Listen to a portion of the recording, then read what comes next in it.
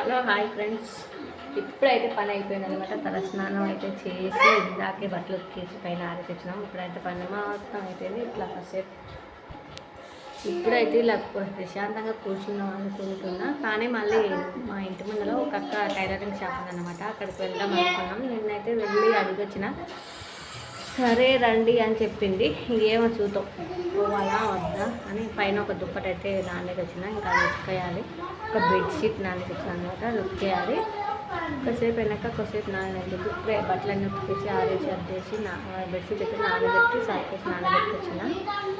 ఇంకా ఇంటికాడ మాత్రం ఎంత పని ఉంటుంది అనమాట. టైం వచ్చేసి ఎంత అయిందంటే 1 అయింది. ఇప్పటికి అయిపోయింది పని మొత్తం.